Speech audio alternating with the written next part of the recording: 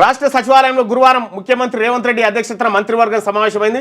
Employees DA, ఆరోగ్య భద్రత, వారి పెండింగ్ బకాయిల చెల్లింపులు, ఇతరత్ర అంశాలపై కేబినెట్ సుదీర్ఘంగా చర్చించింది. సుమారు 5.5 గంటల పాటు భేటీ అయిన కేబినెట్ అధికారుల కమిటీ నివేదికపై కులంకషంగా డిస్కషన్ జరిగింది. మంత్రివర్గం సమావేశం ముగిసిన తర్వాత మంత్రులు భట్టి విక్రమార్క, పొంగులేటి శ్రీనివాసరెడ్డి మీడియా సమావేశం నిర్వహించారు.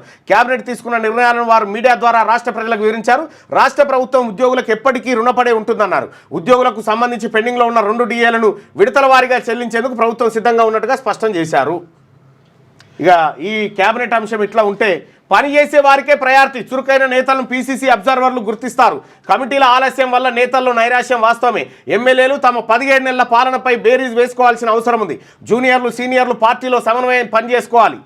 కులగణన, సర్వే, ఎస్సీ వర్గీకరణ, సన్న బియ్యం, భూభారతి వల్ల సర్కార్కు మంచి పేరు వచ్చింది. ఇక స్థానిక ఎన్నికలు రాబోతా ఉన్నాయి. ఎమ్మెల్యేలు నిత్యం ప్రజల్లోనే ఉండాలని చెప్పి చెప్తా ఉన్నారు. టీపీసీసీ అధ్యక్షుడు మహేష్ కుమార్ గౌడ్, నటరాజన్, ఇంక ఈయనెవరు, వేం నరేందర్ రెడ్డి, ఎమ్మెల్యేలు వీళ్ళందరూ కూడా పోయారు నిన్న. 25 కోట్లకు పైగా ప్రజలు పేదరికం నుంచి బయటపడ్డారు. పథకాలన్నీ పేదల జీవితాల్ని మార్చాయి. ప్రధానమంత్రి నరేంద్ర మోడీ 25 కోట్లకు పైగా ప్రజలు పేదరికం నుంచి బయటపడ్డారట. వాళ్ళకు ఒక వీడియో కూడా విడుదల చేసిరు వీళ్ళు, ప్రధానమంత్రి. ఏం చేసిరు వీళ్ళు అనేది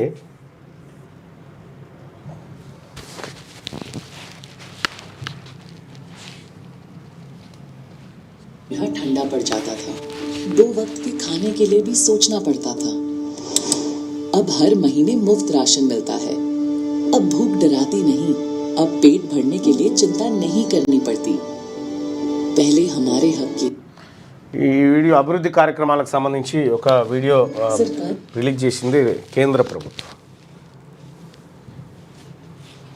పాక్ను మళ్ళీ FATF గ్రే లిస్టులో చేర్చాలి. ఐరాసాలో పాకిస్తాన్కు కీలక పదవులపై ఖర్గే ఆగ్రహం.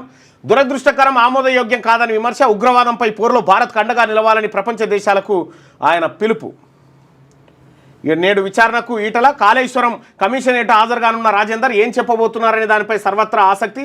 9న హరీష్, 11న కేసీఆర్ కమిషన్ ముందుకు వస్తూ ఉన్నారట. ఇక తొక్కిసలాట ఘటనపై కర్ణాటక హైకోర్టు సీరియస్. సుమోటోగా కేసు రిజిస్టర్ చేసుకున్న న్యాయస్థానం. రాష్ట్ర ప్రభుత్వానికి నోటీసులు జారీ. తదుపరి విచారణ మంగళవారానికి వాయిదా. ఆర్సీబీ ప్రతినిధులను అరెస్టు చేయండి, సీఎం సిద్ధరామయ్య కీలక ఆదేశాలు. ఇవి ఉంటే ఇక మిగతా వార్తలను ఒకసారి చూద్దాం. మాగంటి గోపీనాథ్ ఆరోగ్యం విషమం. తన నివాసంలో తీవ్ర అస్వస్థత. ఏఏజీ ఆసుపత్రికి తరలించారు. వెంటిలేటర్పై చికిత్స అందిస్తున్నారు వైద్యులు. ఆసుపత్రికి హరీష్ రావు, కుటుంబ సభ్యులకు పరామర్శ. ఇక మావోయిస్టు పార్టీకి మరో ఎదురు దెబ్బ. ఆ పార్టీ కేంద్ర కమిటీ సభ్యులు సుధాకర్ మృతి. సుధాకర్ బీజాపూర్లో ఉన్నట్టు బలగాలకు అందిన సమాచారం. వెంటనే అప్రమత్తమైన DRG, STF దళాలు. ఇంద్రావతి టైగర్ రిజర్వ్ ఫారెస్ట్ అష్టదిగ్బంధనం. నిన్న తెల్లవారుజామున బలగాల మావోయిస్టులకు మధ్య ఎదురు కాల్పులు. బలగాల కాల్పులో సుధాకర్ ఎన్కౌంటర్.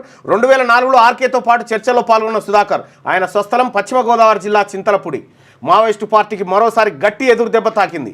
ఆ పార్టీ జాతీయ ప్రధాన కార్యదర్శి నంబాల కేశవరావు అలియాస్ బసవరాజ్ బలగాల ఎన్కౌంటర్లో మరణించిన విషయం మరిచిపోకముందే మరో కేంద్ర కమిటీ సభ్యులు తెంటు లక్ష్మీ నరసింహాచలం అలియాస్ సుధాకర్ను బలగాలు ఎన్కౌంటర్ చేశాయి. బీజాపూర్ జిల్లాలో ఆయనను DRG, STF దళాలు కాల్చి చంపేశాయి. తెంటు లక్ష్మీ నరసింహ సుధాకర్గా పార్టీలో ప్రసిద్ధి. సుధాకర్కు చంటి, బాలకృష్ణ, రామరాజు, సోమన్న, ఆనందు, సోమరాజు వంటి ఇతర పేర్లు కూడా కలవు. మహారాష్ట్ర, ఛత్తీస్గఢ్ సరిహద్దులోని ఇంద్రావతి టైగర్ రిజర్వ్ ఫారెస్ట్లో మావోయిస్టు పార్టీకి సంబంధించిన కీలక నేతలు ఉన్నట్టుగా మంగళవారం భద్రతా బలగాలకు సమాచారం అందింది. దీంతో వెంటనే అప్రమత్తమై అక్కడికి పోయి చంపేసిరట. కేంద్ర కమిటీ సభ్యున్ని కోల్పోయింది మావోయిస్టు పార్టీ. అత్యంత గడ్డు పరిస్థితిని ఎదుర్కొంటా ఉంది. ఇప్పుడు కీలక నేతలు చనిపోతారు.